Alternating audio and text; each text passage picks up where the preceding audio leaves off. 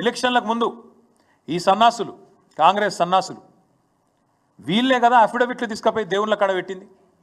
ఆ రోజు వీళ్ళే కదా డిక్లరేషన్లు అని చెప్పి దేవుళ్ళ మీద ఒట్లేసుకొని దేవుళ్ళ కాడ పెట్టి పూజలు చేసి మేము రాగానే మొత్తం చేస్తామని చెప్పింది వీళ్ళే కదా.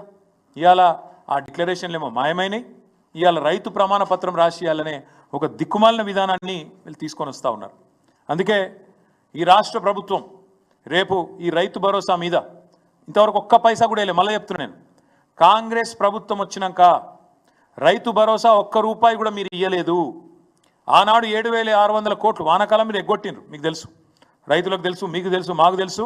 అది కూడా మీరు ఇవ్వాలి. ఇప్పుడు రైతు బంధు రూపంలో వానాకాలం ఇవ్వాల్సిన 7,600 కోట్లు మీరు ఇవ్వలేదు, తప్పించుకునే ప్రయత్నం చేసిండ్రు. ఇవాళ నేను ఈ ప్రభుత్వాన్ని అడుగుతా ఉన్నా, ఎవరు ఇవ్వాలి ప్రమాణపత్రం? నిజానికి మీకేమైనా సిగ్గుందా అసలు? నీ ప్రభుత్వానికి ఎవరు ఇవ్వాలి అసలు? నువ్వు ఇవ్వాలి, నీ ప్రభుత్వం ఇవ్వాలి. ఊరూరా ప్రమాణపత్రము డిక్లరేషన్ ఏమని ఇవ్వాలి? నువ్వు చెప్పు. నువ్వు అసలు నీ ప్రభుత్వం రుణమాఫీ చేసింది అని బయట డైలాగులు కొడుతున్నావు. పెట్టు ఊళ్ళల్లో లిస్టు. ఏ ఊళ్ళో ఏ రైతుకు ఎంత రుణమాఫీ అయిందో దమ్ముంటే పెట్టు లిస్టు.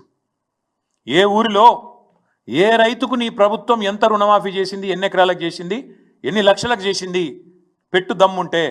ఊళ్ళో పంచాయతీ కాడ, గ్రామ పంచాయతీ ఆఫీస్ కాడ మొత్తం లిస్టు పెట్టు. ఎవరికి ఎంత అయిందో ఎరకైతుంది ప్రజలకు కూడా. రెండవది, ఏమి ఇవ్వాలి నువ్వు? డిక్లరేషన్ నువ్వు ఇవ్వాలి, నీ ప్రభుత్వం ఇవ్వాలి.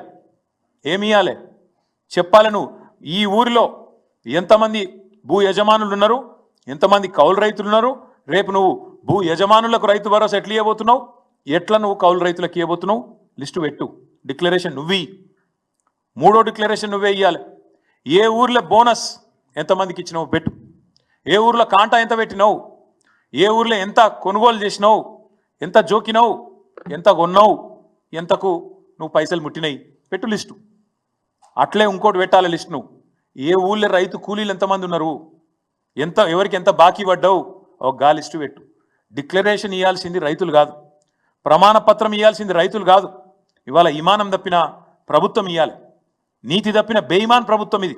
మీరు ఇవ్వాలి ప్రమాణ పత్రం రైతులకు. ఊరూరికి లిస్టు పెట్టు.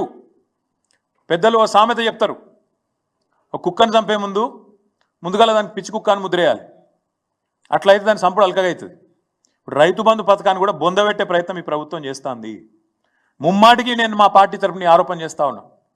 రైతు బంధు అనే ఒక విప్లవాత్మకమైన పథకాన్ని బీఆర్ఎస్ పార్టీ తెస్తే కేసీఆర్ ఆనవాళ్లను లేకుండా చేస్తా అని ఎప్పుడైతే రేవంత్ రెడ్డి చెప్పిండో అప్పుడే రైతులందరూ రాష్ట్రంలో అర్థం చేసుకుని ఉండాలా. దీన్ని కూడా ఖచ్చితంగా మింగేస్తాడు కాంగ్రెస్ పార్టీ, దీన్ని కూడా బొందబెడుతుంది రైతు బంధును అని. ఇవాళ నేను అడుగుతా ఉన్నా, నేను మన అసెంబ్లీలో కూడా అడిగినా, మళ్ళీ అడుగుతున్నా. రైతు బంధులో 22,000 కోట్లు పక్కదారి మళ్ళీ అని చెప్పి ఇవాళ బదనాం చేసే ప్రయత్నం చేస్తున్నాం అంత మంచి పథకాన్ని.